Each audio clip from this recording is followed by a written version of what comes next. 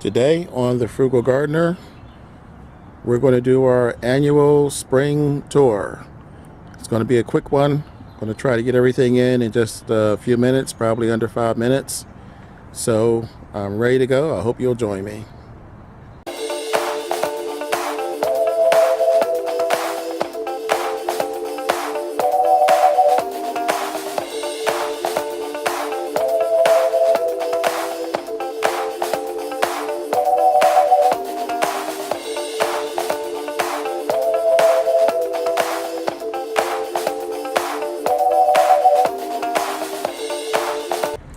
Welcome back to the Frugal Gardener's Garden Tour.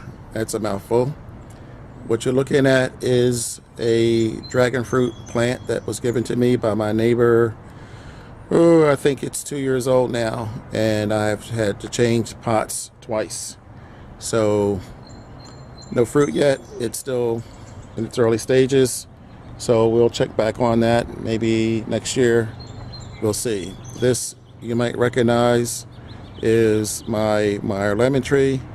It had a rough winter, but it's still going. I also had to change pots for my lemon tree. I'm supposed to be getting lemons. It's more than 2 years old, but again, you know, it's spring, it's May, so we'll see what happens. This is my starter bin. This was a dishwashing pan. So instead of having 6 different starter pots, I decided to just put everything into one pot. Here's the same situation, except for this is all peas. I'm going to run this over to my trellis and run some lines up on that. This I just planted the other day. These are onions and radishes. It's basically 50% compost that I made over the last 7 or 8 months, and just topsoil. So I'm going to keep moving. This is my newly transitioned multi-purpose, well, I can't call it a greenhouse anymore, and I can't call it a raised garden anymore. I really don't know what to call it, because I decided that when I took off the polycarbonate and the wraparound, that I would use the frame or the bones as the trellis. So I have extra room here, and you probably know what these are already. These 3 pots here are onions. These are onions I replanted from out of my pantry. These are onions here that I planted from seed. And this, believe it or not, is leftover collard greens from the greenhouse from last winter. And I got a little bug problem here, which I think I have under control. This is mostly lettuce, but there's also spinach, and I have a variety of greens that's coming up. It's kind of a mixture for a salad. In the back left here, I'm not sure if you can see this, but these are beans. That's the reason why you see these posts here. Once they get taller, I'm going to just run those straight up to here. So we have beans, we have collards, we have spinach, we have peas. Now here's the problem. The problem is leafy greens do not do very well in the heat. We have had a lot of heat. This is the first cool day that we've had in a while, so hopefully they will adjust and make it through. We have more lettuce here, and this bin is a work in progress. I'm going to get back to that later, but I have some interesting things going on in that bin. Well, I will have in about a week or so. This is my only organic bin, and if you remember from last year, this is the bin that I grew organic sweet potatoes in.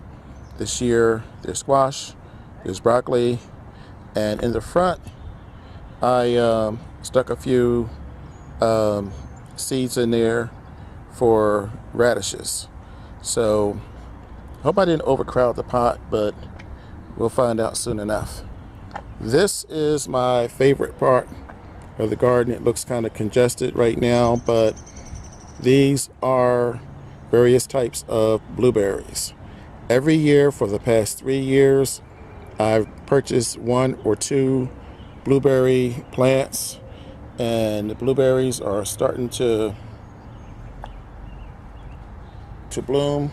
At this point, you can actually tell that they're blueberries, and I'm going to have to keep an eye on these because last year I didn't give them enough water, so I paid the price by not getting as many blueberries as I expected. Also, I have a couple of grapevines. I've been adding grapevines also, and this year, nothing. I had this happen to me before, so I'm not sure what's going on here. So you'll see these posts in here. I added peas and also string beans to make up for that. Here are some more blueberries. This is another blueberry pot. So 1, 2, 3, 4, 5, 6 pots of blueberries. These are cucumbers, which I just planted a few weeks ago. And this little contraption here is a shelter. I use one of my sheets of polycarbonate, and the reason for that is all of these pots do not have drainage. This pot, for example, with the spearmint, does not have drainage. And this pot here is going to be strawberries. This is a new addition to the garden, and I'm going to go into more detail on this later on. I don't want to spend too much time on this now because it requires a pretty long explanation, but you can see what's growing here. None of these have drainage because these are going to go into the window this fall. So I stuck them under here. When it rains, we got a little rain last night, and it works well. This is a tomato plant given to me by my good friend Betty, who is also my neighbor, her and Mike. This is a tomato plant that I had left over from last year. It was dormant, and now it's starting to come to life. Over here is squash. Now, this is also something I'm trying new. The squash and tomatoes.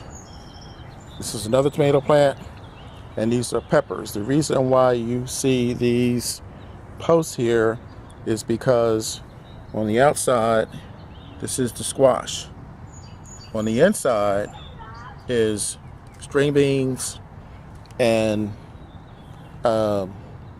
peas. So I'm trying to get the dual use out of the pot because this year my self-imposed goal is to triple my harvest. And the best way that I know to do that is, well, obviously use more pots, but also to go vertical. And that's the reason why I'm not just planting 1 vegetable in these pots. I'm planting 2 so that 1 goes up, 1 goes out, and if it works out the way I expect it to, I'll have twice as much fruit, vegetables rather. This is an example of what I was talking about earlier. You can see what I have here: lemongrass, oregano, calamine, basil, but I keep them underneath here so that when it rains, they don't flood out. So that's pretty much what I have. There's a few other things I have going on, but as I said, this is a quick video, so I don't really want to spend a lot of time on this right now. For the first time, I actually have fruit on my apple tree and also on my pear tree. So I am definitely excited about that. I will have apples this year, and I will have pears this year. I'm going to see if I can just get a close-up on a few of the pears. This is I can't really get a good shot at this one. The higher up you go, the better shot you get there. So these are a few of my pears, and over here is my apple tree. I had this tree for 4 years. Not sure how old it was when I brought it, but for the first time I'm going to have apples and pears, so I'm really excited about that. I have a fig tree also, but at the moment it's not producing. So that's it. This is my quick update. I am glad that you guys took time out of your day to walk with me through my garden, and I'll be back during the summer to give you an update. I hope you enjoyed the little tour. Please subscribe if have not already subscribed. Please tell your friends, and thanks again for coming. This is the Frugal Gardener. Hoping you have a great day, and until next time, happy gardening.